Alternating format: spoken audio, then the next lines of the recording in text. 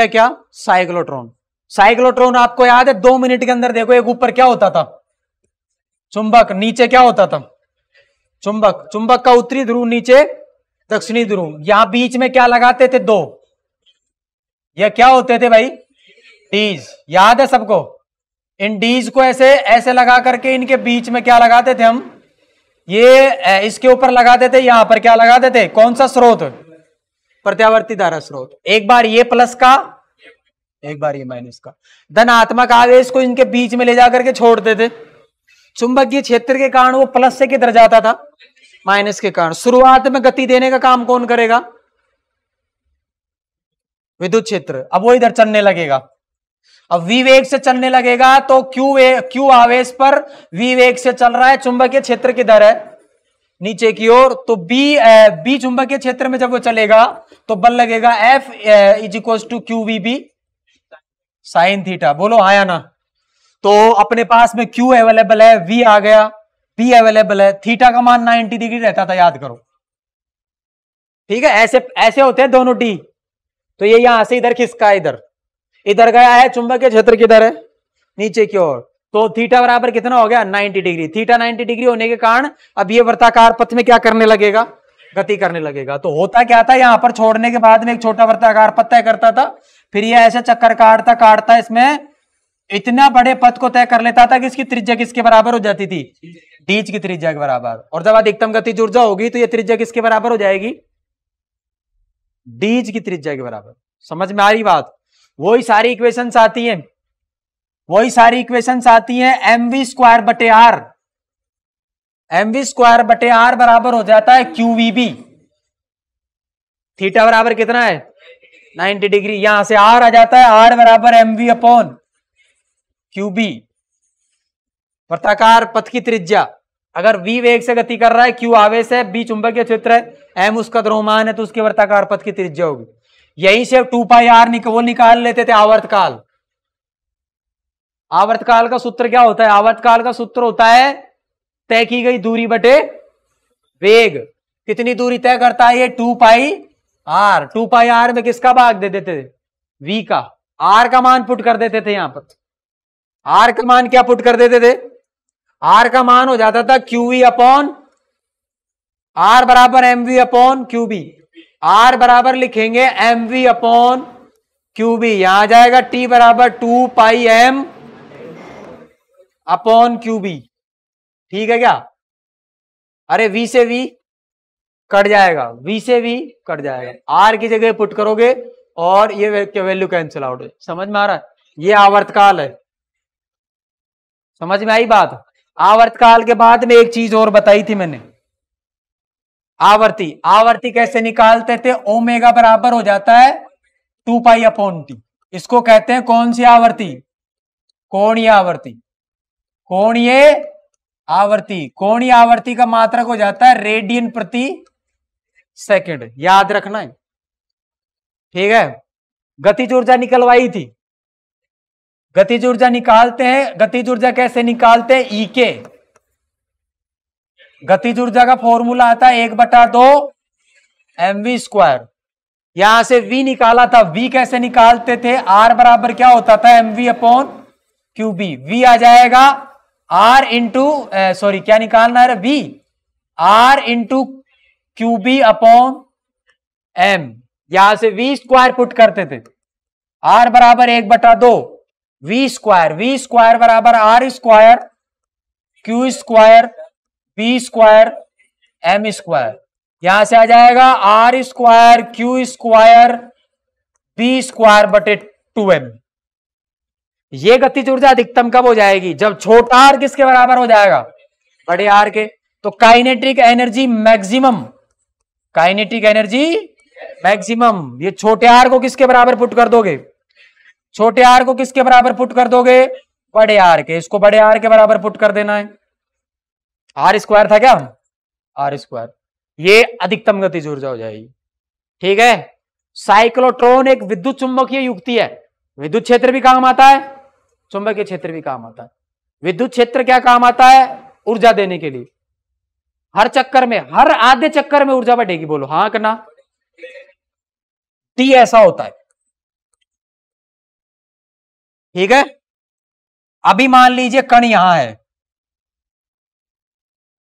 यहां से घूमकर बोलो एक डी से बाहर निकल रहा है, दूसरे डी में जा रहा है। अगर इस डी और इस डी के बीच का भी विभवांतर कितना हो, v, तो v बराबर होता है W अपॉन, यहां से यहां तक ले जाने के लिए W कार्य करना पड़ेगा। और वो कार्य कौन करेगा? विद्युत ऊर्जा लगी हुई है, विद्युत स्रोत लगा हुआ है। विद्युत स्रोत कार्य देगा, किसको देगा? आवेश को देगा, ताकि वो एक डी से दूसरे डी में जा सके। और जब विद्युत स्रोत आवेश को ऊर्जा देगा तो आवेश की ऊर्जा बढ़ेगी। समझ में आया? अरे बैटरी से चल रहा होगा मान लो, तो बैटरी ऊर्जा दे रही है किसको? चलने के लिए, आवेश को चलने के लिए, तो आवेश की ऊर्जा क्या होगी? बढ़ेगी। मैं क्या कहना चाह रहा हूं, यहां से चलना था, एक बार इधर आ जाएगा तो एक बार ऊर्जा बढ़ी, W बराबर VQ। और आधे चक्कर के बाद जब वापस इधर आएगा, यानी एक चक्कर में कितने बार अंदर बाहर जाएगा? ये 2 बार, यानी एक चक्कर में कुल ऊर्जा में परिवर्तन होगा 2 × VQ। ठीक है। मैंने मान लिया कि इतनी ऊर्जा प्राप्त करने में इसने n चक्कर लगाए, तो n चक्रों में कितनी ऊर्जा प्राप्त की जाएगी? Into n। अरे एक चक्कर में कितनी होती है? 2v × Q, तो n चक्रों में 2 × v × n। और n चक्रों में प्राप्त ऊर्जा इसके बराबर है। इसको दोनों को क्या कर दोगे? ध्यान रखना है, मेरे पास n की वैल्यू आ जाएगी। क्या आ जाएगी? n की वैल्यू। ये चीज ध्यान रखना है। ये आपका हो गया कौन? साइक्लोट्रॉन। समझ में आया? नेक्स्ट टॉपिक का नाम लिखेंगे, देखो, वर्ताकार सॉरी उसके ऊपर आयताकार धारावाही लूप पर बलागुण लगेगा। नेक्स्ट टॉपिक का नाम आज हम स्टार्ट कर रहे हैं क्या? एक समान चुंबकीय क्षेत्र में, एक समान चुंबकीय क्षेत्र में, एक समान चुंबकीय क्षेत्र में, एक समान चुंबकीय क्षेत्र में, नेक्स्ट टॉपिक का नाम लिख लो सब फटाफट। एक समान चुंबकीय क्षेत्र में आयताकार धारावाही लूप पर, आयताकार धारावाही लूप पर बलाघूर्ण, आयताकार धारावाही लूप पर बलाघूर्ण क्या निकालने जा रहे हैं? बलाघूर्ण निकालने जा रहे हैं। जब भी कोई धारावाही लूप किसी चुंबकीय क्षेत्र में रखा जाएगा तो उसके ऊपर क्या लगेगा? बलाघूर्ण लगेगा। अरे इसी सिद्धांत पर काम करती है मोटर्स वगैरह। पानी की जो मोटर है उसमें क्या होता है? 2 चुंबक लगे रहेंगे बड़े बड़े, चुंबकों के बीच में क्या रखी होगी? एक कुंडली। उस कुंडली में फेरे होंगे, या तो आयताकार होगी या फिर वर्गाकार कुंडली होगी। आयताकार कुंडली होगी, उस कुंडली के ऊपर बलाघूर्ण लगता है, तभी तो वो कुंडली क्या करने लगती है? घूमने लगती है।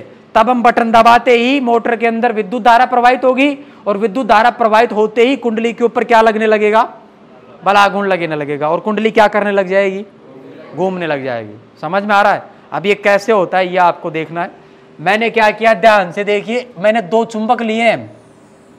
ये चुंबक का कौन सा ध्रुव है? उत्तरी ध्रुव। और ये चुंबक का कौन सा ध्रुव है? दक्षिणी ध्रुव। अरे चुंबक में कितने ध्रुव होते हैं? 2 ध्रुव। आगे पढ़ेंगे, चुंबक से रिलेटेड चैप्टर आएगा 5 नंबर, उसमें एक तरफ उत्तरी ध्रुव होगा और एक तरफ कौन सा ध्रुव होगा? दक्षिणी ध्रुव होगा। चुंबकीय क्षेत्र की दिशा किधर से किधर होती है? नॉर्थ से साउथ की ओर। तो इसमें इधर चुंबकीय क्षेत्र होगा ऐसे। समझ में आ रहा है कुछ? और इसके बीच में मैंने कोई कैसा लूप रख रखा है? आयताकार लूप। आयताकार लूप बनाया, ये रहा कैसा। इसको मैंने कौन से क्षेत्र में रखा है? ये चुंबकीय क्षेत्र में, थोड़ा सा एंगल पर। कैसे? एंगल पर। ये देखो, ये तो बोर्ड में है, लेकिन मैंने थोड़ा सा इसे घुमा के रख रखा है। कुछ समझ में आ रहा है? बल रेखाएं तो किसमें है? बोर्ड के अंदर। और ये है हाथ, ये हो गया आयताकार लूप। ये मैंने ऐसे नहीं रख रखा, थोड़ा सा ऐसे, ऐसे टेढ़ा, अंदर की तरफ झुका हुआ। समझ में आया? तो ये वाला सिरा तो किसमें चला गया? अंदर की ओर, और ये वाला सिरा थोड़ा सा बाहर की तरफ। क्लियर है बात? इसमें धारा बह रही है ये ऐसी, और धारा ऊपर जा रही है तो घूमकर इसमें तो ऐसे आएगी, फिर इधर आएगी और इसमें ऐसे आएगी। नाम देंगे इसको P Q R S। समझ में आया?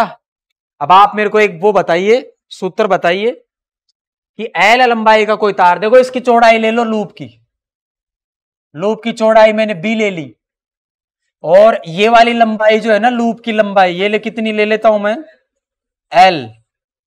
कुछ समझ में आ रहा है?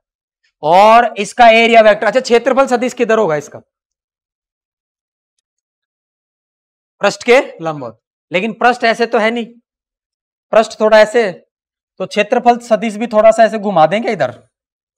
बोलो ये कौन सा वेक्टर है, एरिया वेक्टर। ध्यान रखना, समझ में आई कि नहीं आई बात, ध्यान रखना ये चीज। आया कुछ समझ में? अब मेरा प्रश्न आपसे ये है कि ये ध्यान से देखिए, ऊपर का तार बिल्कुल ऐसे है, सीधा ऐसे, आपको दिख रहा होगा ये ऊपर जा रहा है, लेकिन ऊपर नहीं जा रहा है, ये तार ऐसे नहीं है ऊपर वाला, ये तार ऐसे है ऊपर वाला। समझ में आया? यहां वाला तार बिल्कुल ऐसे, फिर ये वाला तार ऐसे, ये वाला तार ऐसे। ये बोर्ड में रखा हुआ होता तो ये पेन सीधा होता ऐसे, बोर्ड में रखा हुआ नहीं है, ऐसे है थोड़ा, ये वाला सिरा थोड़ा बोर्ड से बाहर और ये वाला सिरा बोर्ड के अंदर, बोर्ड बीचों बीच ऐसे निकल गया। समझ में आया? मेरे को इसके ऊपर बल बताना, इसमें धारा बह रही है आई, कितनी धारा बह रही है, आई, इसके ऊपर बल बताना है आपको। मैंने आपको याद करो, आई धारा बह रही हो किसी तार में और एल उसकी लंबाई हो और बी चुंबकीय क्षेत्र में रखा हुआ हो तार, तो उसके ऊपर बल लगता है एफ बराबर I L B sine theta. Clear है? इसमें ये थीटा कौन सा एंगल होता है, थीटा एंगल होता है एल वेक्टर और बी वेक्टर के बीच का एंगल, एल वेक्टर और बी वेक्टर के बीच का एंगल। एल वेक्टर को किधर लेते हैं, धारा की दिशा में। कुछ समझ में आ रहा है? एल वेक्टर को किधर लेते हैं, धारा की दिशा में। समझ में आया? आप मेरे को इसके ऊपर बल की दिशा बता दो। ये वाला तार बिल्कुल चुंबकीय क्षेत्र के लंबवत है, ऐसे वर्टिकल ऊपर की ओर, और इधर कौन है, इधर, अरे ये कौन है इधर, चुंबकीय क्षेत्र। इस वाले तार पर बल की दिशा, तार पी क्यू पर बल की दिशा बताओ। बोर्ड के लंबवत बाहर की ओर, बोर्ड के लंबवत अंदर की ओर, अंदर की ओर। बोलो हाँ या ना। ये तो कौन सा वेक्टर है ऊपर, तो एल वेक्टर। ये कौन सा वेक्टर है, B vector, L cross B, L cross B. दाहिने हाथ की चार उंगलियां एल पर घूमकर किसकी ओर, बी की ओर। किधर जाएगा बल, अंदर की ओर। तो मैं इस बल को क्या ले लेता हूं, ध्यान से देखो, इस तार पर बल लगेगा अंदर की ओर, ये ध्यान रखना, किधर है ये, अंदर की ओर। इस बल की दिशा है बोर्ड के लंबवत अंदर की ओर, और इस बल को मैं कितना ले लेता हूं, F1। बोलो हाँ या ना। मेरे को इस वाले तार पर बल की दिशा बताओ, बाहर की ओर। बोलो हाँ या ना। इस बल को ले लेंगे बाहर की तरफ, और ये ऐसे, और इस बल को मैं लिख रहा हूं F2, और इसकी दिशा आएगी डॉट, बोर्ड के लंबवत बाहर की ओर। मेरे को इस वाले तार पे बल बताओ। ध्यान रखना, ये बोर्ड में तो ऐसा दिख रहा है जैसे टेढ़ा हो, ये है कैसा, बिल्कुल ऐसा, लेकिन ये ऐसे ना होकर थोड़ा सा कैसे, बस ऐसे, ऐसे। कुछ समझ में आ रहा है? अब कोई भी एंगल होगा, मान लीजिए जो भी एंगल है, इधर कौन है, इधर चुंबकीय क्षेत्र, और इसमें धारा किधर बह रही है, इधर। तो ये कौन सा वेक्टर हुआ, एल वेक्टर। आपको तो मेरे को ये बताओ कि इसमें जो भी थीटा बन रहा है, मेरे को पता नहीं, इस बल की दिशा आएगी ऊपर की ओर। एक बार तो लंबवत ही ले लो आप इसको। समझ में आ रही बात, क्लियर है? इस बल की दिशा आ जाएगी कितनी, ऊपर की ओर, और बल की वैल्यू कितनी आएगी, F3। अरे F3 ऊपर कैसे आया पता है, F3 जो होगा वो L के भी लंबवत होगा, B के भी लंबवत होगा। B तो किधर है, इधर, और L इधर है। ये कौन है इधर, L। ये L की डायरेक्शन, ये किसकी डायरेक्शन, B की डायरेक्शन। B के भी लंबवत, L के भी लंबवत, किधर, ऊपर की ओर। तो मैंने ऊपर की तरफ बल ले लिया, कौन सा, ये F3। ऐसे ही जब आप निकालोगे तो इस पर बल आएगा नीचे की ओर, F4। आप ध्यान से देख लो, इसकी लंबाई भी उतनी है जितनी लंबाई इसकी है, इसमें भी धारा उतनी है जितनी धारा इसमें है। F3 और F4 का परिमाण बराबर होगा, ये चीज समझिए। मान लीजिए कोई भी एंगल है, थीटा एंगल बन रहा था, कुल मिलाकर देखो F3 की वैल्यू कितनी आएगी, F3 बराबर आएगा I इंटू एल। एल कितनी है, B। I into B into B into sine theta. बोलो हाँ कि ना। अब आप मेरे को दूसरा वाला लिख के दिखाओ, दूसरा वाला लिख करके दिखाओ। दूसरा वाला क्या लिखेंगे? दूसरे वाले को क्या लिखेंगे? दूसरे वाले को लिखेंगे F4 बराबर लिखेंगे I into B into B into sine थीटा। अरे दोनों का एंगल सेम रहेगा, एक दूसरे के समानांतर नहीं है दोनों तार। तो मैं क्या कह रहा हूं, F3 और F4 परिमाण में समान लेकिन दिशा में विपरीत है, इसलिए एक दूसरे को क्या कर देंगे? कैंसिल आउट कर देंगे। समझ में आया? इसी तरह मोटर चलती है। पानी की मोटर में भी यही सब कुछ होता है। पानी की मोटर में ऐसे ही दो चुंबक होते हैं, बीच में ये तांबे के तार होते हैं जिसकी कुंडलियां बनी रहती है। इन तांबे के तारों में हम जैसे ही बटन दबाते हैं क्या बहने लग जाती है? धारा। धारा बहने से इन पर बल लगने लग जाता है। ऊपर वाले तार पर बल ऊपर लगेगा, नीचे वाले तार पर बल नीचे लगेगा। परिमाण में समान और दिशा में विपरीत होने के लिए बाद ये एक दूसरे को क्या कर देंगे? Cancel out. और इन बलों को देखो जरा, तार PQ पर और RS पर बलों को देखो, ये एक दूसरे के विपरीत दिशाओं में। बोलो है कि नहीं है? अगर किसी ऐसे ये कोई लकड़ी का टुकड़ा है, इस लकड़ी के टुकड़े पर एक बल ऊपर लगने लग जाए और एक बल नीचे लगने लग जाए और दोनों 10-10 न्यूटन के लगने लग जाए, तो परिणामी बलों की परिणामी बल बताओ। 0। एक बल ऊपर एक बल नीचे, नेट बल सिग्मा F की वैल्यू कितनी हो जाएगी? 0। सभी बलों का योग। क्लियर है? बलों का योग 0 है फिर भी घूमेगी ये, क्योंकि बलागुण 0 नहीं है। बलागुण 0 कब होता? अगर दोनों ही बल इसी बिंदु पर लग जाते, ये ऊपर लग जाता और ये भी किधर लग जाता? नीचे लग जाता, फिर बलागुण क्या हो जाता? 0। अगर किसी वस्तु पर दो समान परिमाण के बल लग रहे हैं लेकिन दोनों की कार्यकारी दूरी बिंदु अलग अलग है, ये बल लगता है यहां पर, ये बल लगता है यहां पर, तो वो वस्तु क्या होने लग जाएगी? घूमने लग जाएगी, क्योंकि उसमें क्या उत्पन्न हो जाता है? बलागुण उत्पन्न हो जाता है। और बलागुण का सूत्र होता है टाउ बराबर बल गुणा बलों के बीच की लंबवत दूरी। लंबवत दूरी, बस अपने को यही करना है इसमें, ये चीज ध्यान रखनी। समझ में आया कुछ? अब अपने को करना है क्या है इसके अंदर? मेरे को आप ये बताओ कि इस वाले तार पर बल किधर लग रहा है? बोर्ड के लंबवत अंदर की ओर। इस वाले तार पर बल किधर लग रहा है? बोर्ड के लंबवत बाहर की ओर। अब इस तार के ऊपर एक बल अंदर की तरफ, एक बल बाहर की तरफ, तो ये तो घूमने लग जाएगी कुंडली ऐसे। और यहां पर बैरिंग लगे रहते हैं, इसमें बैरिंग। ये मोटर के अंदर ध्यान से देखो, इस तरह की मोटर होती है, इसमें ये आर्मेचर होता है इसका, जिसके ऊपर ये कॉइल्स लगी रहती है। इस तरह की होती है मोटर, देखी हो तो आपने। मोटर के बाहर जैसे ये पुली लगी रहती है ऐसे मोटर वगैरह चलाने के लिए। समझ में आ रही बात? यहां पर क्या लगे रहते हैं? बैरिंग लगे रहते हैं। मोटर के अंदर इधर से दो तार निकलते हैं जिससे करंट अंदर जाता है। स्विच ऑन करते ही इसके अंदर क्या बहने लग जाएगी? धारा। ये कुंडली, इसमें धारा बहने लग जाएगी। इस साइड लगने वाला बल इस साइड लगने वाले बल को कैंसिल कर देता है, और इस वाले पे बल लग रहा है अंदर की ओर और इस वाले पे बल लग रहा है बाहर की ओर, तो ये ऐसे घूमने लग जाएगी। और घूमने से ये पुली घूमेगी, पुली घूमने से जो भी आपको काम में लेना है काम में लो इसको। इसी सिद्धांत पर मोटर चलती है, इसी सिद्धांत पर पानी की मोटर चलती है। समझ में आया? ये कुंडली निकल के बाहर नहीं आती। क्यों नहीं आती? ऊपर वाले बल को कौन कैंसिल आउट कर रहा है? नीचे वाला। घूमती है, केवल केवल घूमती है। क्योंकि इसको देखो, जब ये बलों का योग 0 हो जाता है ना, तो रेखीय गति नहीं होती, गुणन गति होने लगती है। यदि दोनों एक दूसरे से किसी दूरी पर लगे तो यहां पर सभी बलों का योग 0 है, रेखीय गति तो नहीं हो सकती। तो बल आघूर्ण लगेगा, और बल आघूर्ण कौन सी गति करवाता है? गुणन गति। तो गुणन गति करने लगेंगी, ऐसे मोटर चलने लगेगी। यही इसमें सिद्धांत है। और इसको आप ध्यान से देखो, ये वाला तार PQ तो जाएगा अंदर और RS जाएगा बाहर, तो ये मोटर ऐसे घूमने लग जाएगी। समझ में आया? और एक बार स्टार्ट हुई चलती रहेगी। समझ में आ रही बात?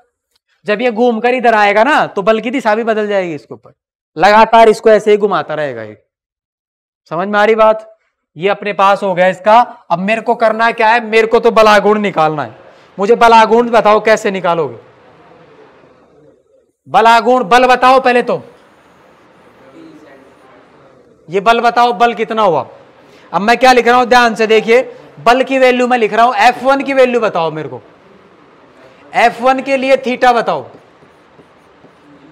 F1 के लिए थीटा बराबर 90 डिग्री। बोलो धारा किधर जा रही है? ऊपर की ओर। F1 के लिए L वेक्टर एवं B वेक्टर में एंगल है ना। F1 के लिए L वेक्टर एवं B वेक्टर में कोण, और ये कितना हो जाता है? थीटा बराबर 90 डिग्री। तो F1 की वैल्यू आ जाएगी F1 बराबर I, और ये लंबाई कितनी है दे रखी है मैंने? L। तो ये हो जाएगा ILB, और साइन 90 की वैल्यू 1 के बराबर। कुछ समझ में आया? ऐसे ही देखो F1 के बाद मेरे को F2 बताओ आप। F बराबर ILB और एंगल वही 90 डिग्री। ध्यान से देखो, समझ में आ रहा है? इसमें L वेक्टर किधर लेंगे? नीचे की ओर। चुंबकीय क्षेत्र किधर है? Left side. तो थीटा कितना आ जाएगा? 90 डिग्री। ये बल है, ये वही बल है जो इसको घुमाने की कोशिश करेगा। सोचिए जरा। अब मैं इसका टॉप से डायग्राम बना रहा हूं, इस वाली लाइन का। इस वाली लाइन का मैं टॉप से डायग्राम बना रहा हूं। ये वो वाली लाइन है, देखो ध्यान से देखो, इसकी लंबाई ले रखी है मैंने B। इसके ऊपर इधर बल लगेगा ऐसे, बोर्ड के लंबवत अंदर की ओर। ये वाला बल लगता है ऐसे बाहर की ओर। ये वाला बल बताओ कौन सा है? F1। ये वाला बल कौन सा है? F2। अगर मेरे को ये लंबाई मिल जाए ना, मेरे को ये दोनों बलों के बीच की, ये कौन सी दूरी होगी? लंबवत दूरी। ये है लंबवत दूरी। अगर मेरे को ये मिल जाए तो मैं बलाघूर्ण निकाल दूं। क्या निकाल दूं? बलाघूर्ण।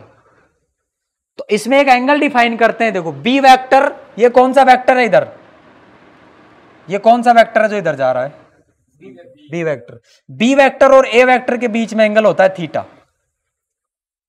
ध्यान रखो। A वेक्टर कौन है? कुंडली का क्षेत्रफल सदिश। कुंडली का क्षेत्रफल सदिश। A वेक्टर और B वेक्टर के बीच में एंगल है। अगर ये एंगल, ध्यान से देख लो, ये एंगल अगर थीटा है तो इसमें ये एंगल भी थीटा आएगा। कौन से वाला?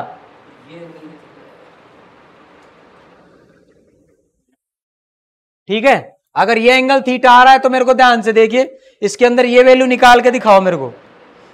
ये वैल्यू निकाल करके दिखाइए। ये तो F1 ही है। ये कौन सा है? F1। मेरे को ये वैल्यू निकाल करके दिखाओ। ये आ जाएगी B cos थीटा त्रिभुज के अंदर। ये वाली लंबाई कितनी है? B का इधर घटक ले लो, इस side, B cos theta. B का ये वाला घटक B sin थीटा। कुछ समझ में आया? क्लियर हो रही बात? समझ में आई बात? दोनों के बीच में लंबवत दूरी कितनी आ गई? B sin theta. और टाउ होता है बल गुणा बलों के बीच की लंबवत दूरी। कुछ आइडिया लग रहा है? अब मेरे को टाउ निकालना है। बस मेरे को क्या निकालना है? टाउ। टाउ बताओ। देखो टाउ बराबर हो जाएगा बल गुणा बलों के बीच की लंबवत दूरी। बल कितना है? एक बल लेंगे कोई भी, ILB। बल गुणा बलों के बीच की लंबवत दूरी। बलों के बीच की लंबवत दूरी कौन सी है? ये हो जाएगा B sin थीटा। समझ में आया? एक बार ध्यान से देखो, L गुणा B को क्या लिख सकते हैं? L गुणा B। आयताकार धारावाही लूप की लंबाई गुणा चौड़ाई। आयत का क्षेत्रफल, लंबाई गुणा चौड़ाई, क्षेत्रफल। तो ये कुंडली लूप का क्या हुआ? क्षेत्रफल। समझ में आया? अरे लंबाई गुणा चौड़ाई लूप का क्षेत्रफल। और अगर L इंटू B को आप किसके बराबर पुट कर रहे हैं? A के बराबर। तो टाउ बराबर आ जाएगा मेरे पास, टाउ बराबर क्या होता है? टाउ बराबर आ जाएगा, देखो I into A into B into sine theta. Clear है?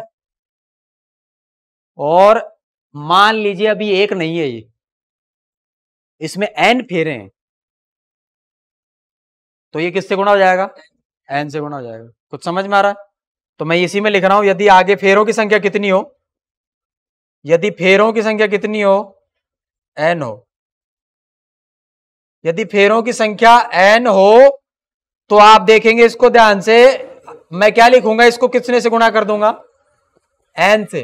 तो ये हो जाएगा मेरे पास में NIA into B into sine theta.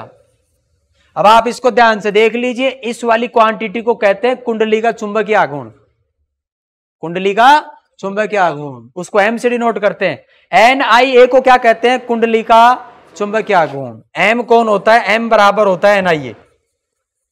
NiA कौन होता है? नई डेफिनेशन है, ध्यान रखना है, अभी समझ में आएगा ये आगे मैं और डिटेल में, चुंबक वाले चैप्टर में और भी डिटेल में आएगा ये, अभी मैं और इसके बारे में बताऊंगा चुंबकीय आघूर्ण क्या होता है। ये किसका चुंबकीय आघूर्ण है? कुंडली का चुंबकीय आघूर्ण। फॉर्मूला क्या हो गया? NiA। इसको किसके बराबर पुट करते हैं? कैपिटल M के बराबर। और अब इसमें क्या करेंगे? इसमें दो वैल्यू पुट करेंगे बस। मैं टाउ बराबर लिखूंगा, NiA की जगह क्या पुट करूंगा? M, और B की जगह B रहेगा, और आगे आ जाएगा साइन थीटा। इसको देख करके लगता है कौन सा गुणनफल होगा? ये सदिश गुणनफल। और ये ध्यान रखना, चुंबकीय आघूर्ण एक कैसी राशि होती है? सदिश राशि। ये आगे बताऊंगा मैं, अभी दिशा किधर होती है इसकी दिशा कैसे निकालते हैं ये सब अभी डिस्कस करेंगे। चुंबकीय आघूर्ण होता क्या है अभी पता लगेगा। मेरे को बताओ, टाउ वेक्टर की वैल्यू लिखोगे आप M क्रॉस B, यही सूत्र है। टाउ वेक्टर जो होता है वो M क्रॉस B के बराबर होता है। M कौन होता है? चुंबकीय आघूर्ण। M का सूत्र क्या होता है? NiA। अगर केवल कुंडली में एक ही लूप होता तो M किसके बराबर होता? IA के बराबर। समझ में आ रही बात? सर M की दिशा किधर आएगी? M की दिशा किधर आएगी? आप कह रहे हैं तो सदिश राशि है, M की कोई ना कोई दिशा तो होगी। M की दिशा ज्ञात करने का तरीका है, M की दिशा ज्ञात करने का तरीका है, ये एरिया वेक्टर की तरफ होती है। किसकी तरफ होती है? Area vector. एरिया वेक्टर का इसका दिशा निकालने का तरीका है दाहिने हाथ से पता करते, दाहिने हाथ के नियम से। समझ में आई बात? वृत्ताकार कुंडली का भी चुंबकीय आघूर्ण होगा, आयताकार का ही नहीं। वृत्ताकार कुंडली का भी चुंबकीय आघूर्ण हो सकता है। ध्यान से देखो, अब ये कुंडली कैसी होती? वृत्ताकार। कितनी धारा बह रही होती? I। त्रिज्या कितनी होती?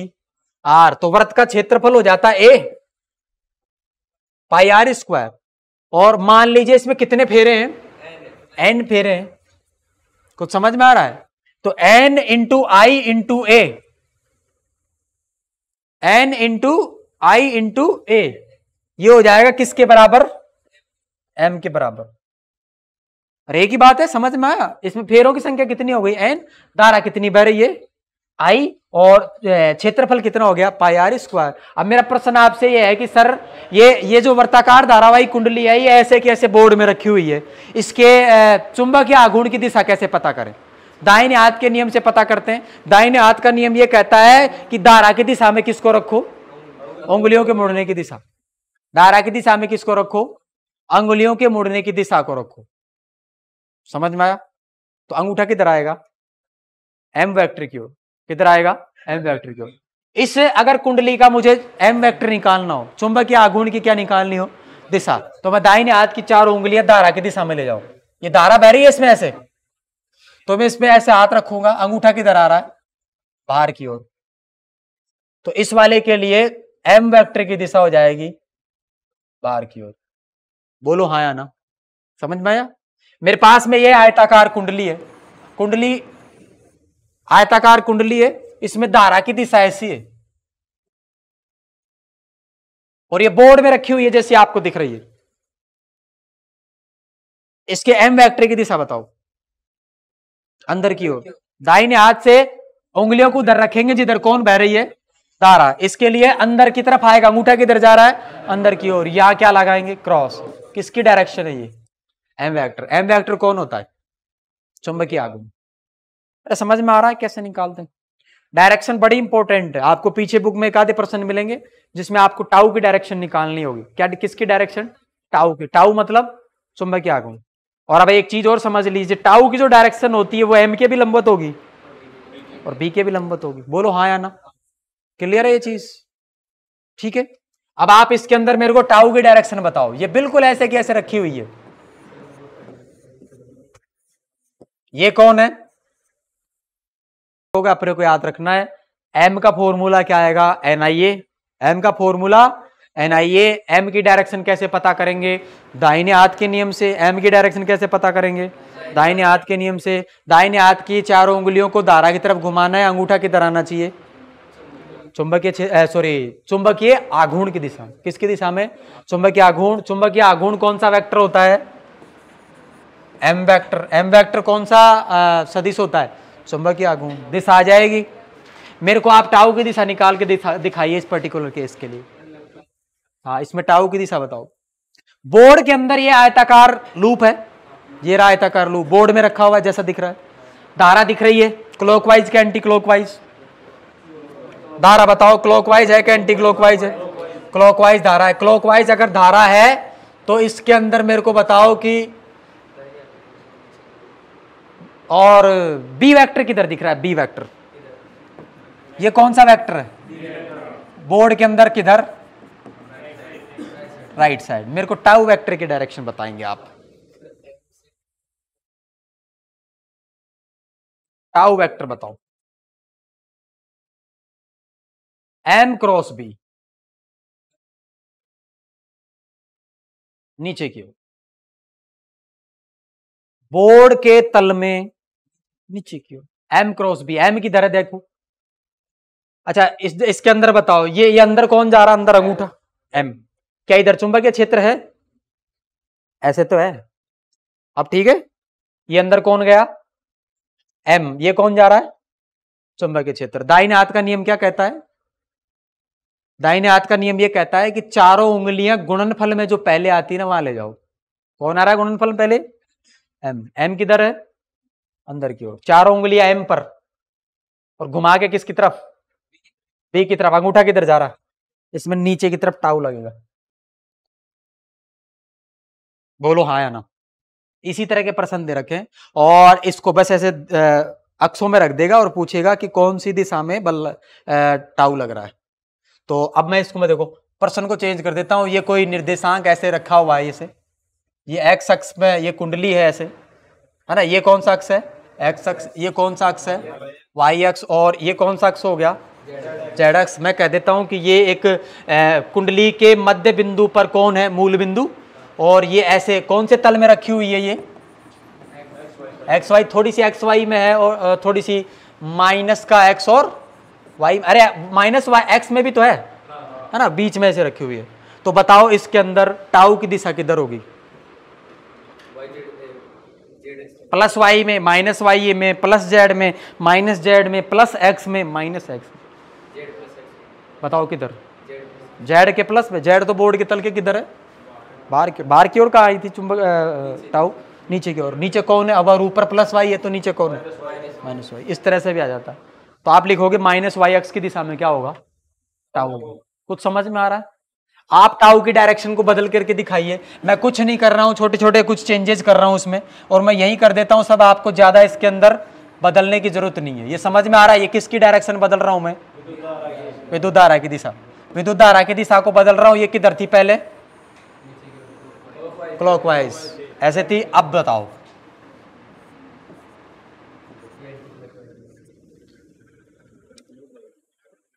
ऐसा करने से सबसे पहले किसको बदलूं? ऐसा करने से सबसे पहले किसको बदलूं? अब किसको बदले? बताओ किसको बदले? बल की दिशा देखनी नहीं। बल क्यों देखना? मेरे को टाउ देखने के लिए बल क्यों देखना है? मेरे को टाउ देखने के लिए या तो एम चेक करना है और बी चेक करना है। एम की दिशा ज्ञात करने का तरीका बताया था। एम की दिशा कैसे ज्ञात करते हैं? दाहिने हाथ को उस तरह घुमाएंगे जिधर धारा घूम रही है ना। अंगूठा किसको बताएगा? M vector. इसमें धारा किधर घूम रही है? Anticlockwise. हाथ को ऐसे रखूंगा तो एम वेक्टर बाहर की ओर। एम वेक्टर किधर? बाहर की ओर। ये एम की दिशा ज्ञात करने का तरीका है, इसको याद कर लीजिए। मैं अभी लिखवाऊंगा एम वेक्टर की दिशा कैसे ज्ञात करेंगे। ठीक है। एम वेक्टर की दिशा ज्ञात करने के लिए दाहिने हाथ की चारों उंगलियों को एक साथ रखकर उस दिशा में मोड़ेंगे जिस दिशा के अंदर कौन मुड़ रही है? धारा घूम रही है। तो अंगूठा जो होगा वो किसकी दिशा को बताएगा? एम वेक्टर की दिशा को बताएगा। और एम वेक्टर है चुंबकीय आघूर्ण। अब मेरे पास देखो इस पर्टिकुलर केस के लिए यहां पर एम वेक्टर की दिशा हो जाएगी। एम वेक्टर की दिशा मेरे पास में आ जाएगी। एम वेक्टर आ जाएगा, बोलो डॉट या क्रॉस? डॉट। अब मेरे को इसके ऊपर टाउ की वैल्यू बताओ। टाउ की डायरेक्शन ऊपर हो जाएगी। ऊपर हो जाएगी। क्लियर हो रहा है? तो माइनस एक्स को हटा करके अब क्या कर देंगे? प्लस वाई कर देंगे, सॉरी, है ना, ये हो जाएगी कौन सी वाई में, प्लस वाई में। बस इसी तरह से आपको डायरेक्शंस देखनी है और इसमें कुछ एग्जांपल्स दे रखे हो, उसको याद करना है। कुछ समझ में आ रही बात? और आप जो पीछे देखेंगे, देखो उसके अंदर आपके नोटबुक में एक प्रश्न दे रखा है, उसको आप इसी तरह से सोल्व करेंगे, जो मैंने आपको जो प्रोसीजर बताया इस तरह से आप उसको आसानी से क्या कर सकते हैं, सोल्व कर सकते हैं। कुछ समझ में आई बात? अब अपने को करने का है, एक मैं प्रश्न लिख रहा हूं, आप बताएंगे। मैं उसके अंदर सेम टू सेम प्रश्न दे रखा है, ये दे रखा है एक्स, ये दे रखा है वाई, ये दे रखा है जेड, यहां रखा हुआ है लूप, और ये बह रही है धारा। टाउ की दिशा बताओ, और बी वेक्टर की दिशा में कौन है, एक्स अक्ष की दिशा में कौन है, टाउ की दिशा बताओ, बताओ। प्लस वाई में एम वेक्टर की दिशा बताओ। क्या एम वेक्टर की जो दिशा होगी वो जेड एक्स की दिशा में होगी? एम वेक्टर की दिशा जेड एक्स की दिशा में, और जेड क्रॉस बी, है ना, जेड से शुरू करो, बी की तरफ जाओ, और ये कौन है यहां पर लंबवत ऐसे, जेड, जेड का मतलब एम, एम क्रॉस बी ऊपर की ओर, तो यहां उसमें लिख देंगे प्लस वाई एक्स में कौन कार्यरत होगा, टाउ। उसमें 3-4 डायग्राम दे रखे हैं, आप उससे निकाल ले।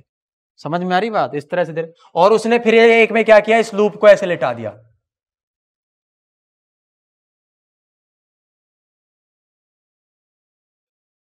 ये हटा देना।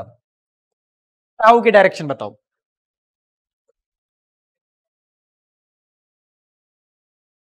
सबसे पहले तो बताओ एम वेक्टर किधर है, ऊपर का मतलब प्लस का वाई, ठीक है, ये कौन है एम वेक्टर, ये कौन है B vector, M cross B, M cross B अंदर माइनस जेड, टाउ का मतलब माइनस जेड। बस ये डायरेक्शंस पता करना, हो जाएगा प्रश्न। एक सिंपल प्रश्न दे रखा है, आज ही घर जाकर पे करना है, ये आपका कंप्लीट हो गया कौन, टाउ। कुछ स्पेशल केस बनेंगे 2-4, मैं अभी लिखवा देता हूं। स्पेशल केसेस के अंदर देखेंगे, सबसे पहले स्पेशल केस में क्या करेंगे, कुछ स्पेशल केसेस हैं। स्पेशल केसेस के अंदर अपने को क्या करना है, पहला केस जब थीटा बराबर कितना डिग्री हो, 0 डिग्री, थीटा बराबर 0 का मतलब साइन 0 कितना हो जाएगा, 0, और साइन 0 0 होने का मतलब टाउ की वैल्यू कितनी हो जाएगी, 0। कुछ समझ में आया? बताओ थीटा और किसके बीच का एंगल है, थीटा जो है वो ए वेक्टर एंड बी वेक्टर के बीच का एंगल है, ए वेक्टर एंड बी वेक्टर। समझ में आया? इसको एक लाइन और भी बोल सकते हैं, थीटा 0 होने का मतलब, समझ में आ रही बात? थीटा 0 होने का मतलब क्या है, थीटा 0 होने का मतलब यह है कि जो लूप है उसका जो तल है वो उसी दिशा में है जिस दिशा में चुंबकीय क्षेत्र। बोलो हाँ या ना? मैं बिल्कुल लूप को ऐसे रखूंगा, और नहीं सॉरी, थीटा बराबर 0 का मतलब ये थोड़ी ना है, थीटा बराबर 0 का मतलब ये होगा कि ये बिल्कुल ऐसे है, ठीक है, और इसी दिशा में कौन है, बी वेक्टर, और इसी दिशा में कौन है, ए वेक्टर। जब भी तो थीटा 0 होगा, थीटा क्या होगा, 0। इसको एक नाम और बोलते हैं, क्या ये ऐसे रखा हुआ है, इधर कौन जा रहा है, बी वेक्टर, ऐसे रखी हुई है हथेली, तो ये चुंबकीय क्षेत्र की क्या हुई हथेली, लंबवत, चुंबकीय क्षेत्र क्या हुई, लंबवत। तो इसको आपको ऐसे भी बोल सकता है वो कि टाउ का मान ज्ञात करो जब लूप जो हो वो चुंबकीय क्षेत्र के लंबवत स्थित हो, जब लूप चुंबकीय क्षेत्र के लंबवत स्थित होगा। ये लूप है, हथेली को लूप बनाना है, इधर कौन है, चुंबकीय क्षेत्र। लूप जो है वो चुंबकीय क्षेत्र के बिल्कुल कैसे स्थित है, लंबवत। अब नाम ही लंबवत है, लेकिन थीटा कितना होगा, 0 डिग्री। थीटा किसके और किसके बीच का एंगल होता है, ए और बी। इस हथेली का एक इधर होगा, हथेली के लंबवत, हथेली का एक इधर होगा, हथेली के लंबवत। और अगर हथेली के लंबवत हो जाता है तो ये तो बी की दिशा में ही हो गया, तो थीटा कितना होगा, 0। तो इसका एक नाम और भी होता है, जब थीटा बराबर 0 हो का मतलब क्या है,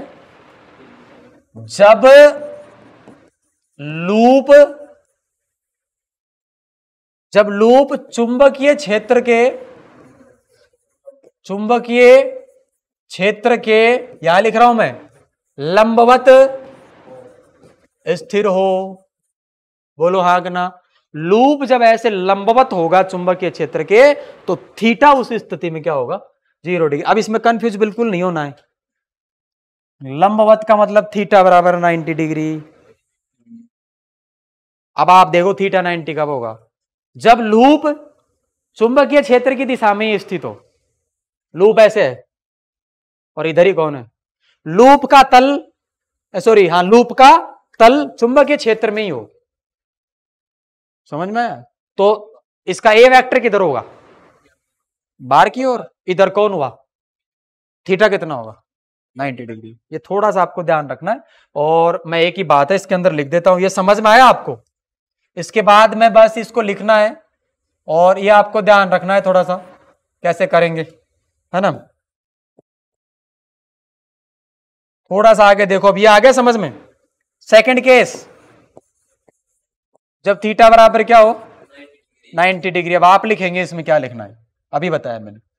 थीटा बराबर 90 डिग्री होगा तो लूप का तल चुंबकीय क्षेत्र के दिशा में ही होगा, लूप का तल चुंबकीय क्षेत्र की दिशा में, लिख लोगे। और थीटा अगर 90 डिग्री होता है तो साइन 90 की वैल्यू कितनी होगी, साइन 90 की वैल्यू कितनी हो जाती है, 1। अगर साइन 90 1 होता हो तो टाउ की वैल्यू मैक्सिमम हो जाएगी। और मैक्सिमम कितनी होगी टाउ की वैल्यू, टाउ की वैल्यू मैक्सिमम होगी कितनी, मैक्सिमम का मतलब ये हो जाएगा एमबी, एमबी साइन थीटा होता है ये, समझ में आया? बस ये दो कंडीशन है, आप इसको कॉपी करोगे। और भी एक आधी कंडीशन, साइन 180 डिग्री अभी आगे देखेंगे क्या इसमें पोजीशन रहती है, वो सब आगे देखेंगे। अब आप इसको कॉपी करेंगे